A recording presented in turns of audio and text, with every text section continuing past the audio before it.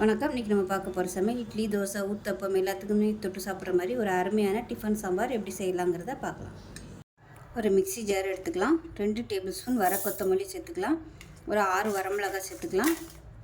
Medium சைஸாக 2 தக்காளி cut பண்ணதை சேர்த்துக்கலாம். சின்னதாக 2 தக்காளி எடுத்திருக்கேன். இப்போ எல்லாத்தையுமே நல்லா நைஸாக அரைச்சிட்டு பார்க்கலாம். இப்போ ஒரு குக்கர் எடுத்துக்கலாம். அரை கப் அளவுக்கு துவரம்பருப்பு சேர்த்துருக்கேன். இப்போ இதை நல்லா கழுவிட்டு வந்துட்டு பார்க்கலாம். இப்போ இதில் 3 பச்சை மிளகா சேர்த்துக்கலாம். 3 பூண்டு பல் சேர்த்துக்கலாம். நல்லா ஒரு கை அளவுக்கு சின்ன வெங்காயம் சேர்த்துக்கலாம். சேர்த்துட்டு இப்போ இதை சேர்த்துட்டு ஒரு 5 டம்ளர் அளவுக்கு தண்ணி சேர்த்துக்கலாம்.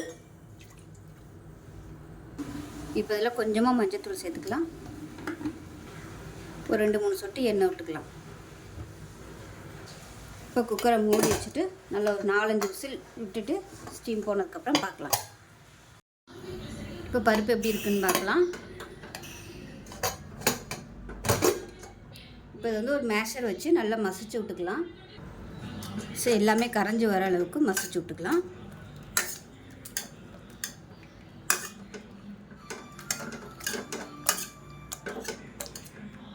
இது தனியாக இருக்கட்டும். ஒரு கடாய் எடுத்துக்கலாம். தேவையான அளவுக்கு எண்ணெய் சேர்த்துக்கலாம். இப்போ எண்ணெய் நல்லா சூடாகிடுச்சு. ஒரு டீஸ்பூன் போல் கடுகு சேர்த்துக்கலாம். ஒரு டீஸ்பூன் சீரகம் சேர்த்துக்கலாம். கொஞ்சமாக சோம்பு சேர்த்துக்கோங்க. விருப்பம் இருந்தால் சோம்பு சேர்த்துக்கோங்க, நல்ல ஃப்ளேவராக இருக்கும். கருவேப்பிலை சேர்த்துக்கலாம். 2 வரமிளகா வாசனைக்காக சேர்த்துக்கலாம். கட்டி பெருங்காயம் சேர்த்துக்கலாம் 2.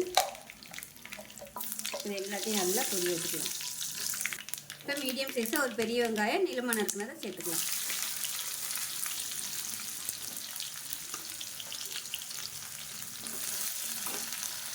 வெங்காயம் நல்லா வதங்கிடுச்சு.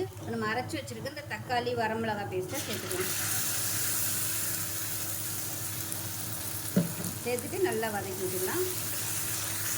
இப்போ மசாலா நல்லா வதங்கிடுச்சு. நல்லா ஒரு 2 டீஸ்பூன் அளவுக்கு சாம்பார் தூள் சேர்த்துக்கலாம். இதையும் சேர்த்து நல்லா வதக்கி விட்டுக்கலாம். சாம்பார் பொடி சேர்த்து நல்லா வதக்கியாச்சு. இப்போ நம்ம மேஷ் பண்ணி வச்சுருக்க அந்த பருப்பை சேர்த்துக்கலாம். இப்போ சாம்பாருக்கு தேவையான தண்ணி சேர்த்துக்கலாம். இப்போ வந்து நல்லா கலந்து விட்டுக்கலாம்.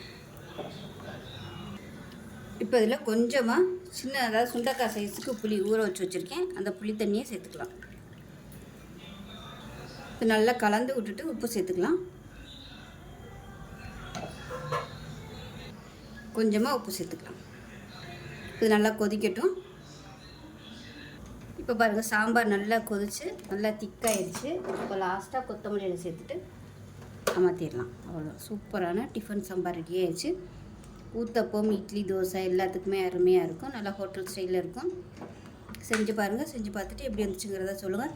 வீடியோ பிடிச்சின்னா லைக் பண்ணுங்கள், கமெண்ட் பண்ணுங்கள், சேனலை சப்ஸ்கிரைப் பண்ணுங்கள், பக்கத்தில் பெல் பட்டனை ப்ரெஸ் பண்ணுங்கள். நன்றி.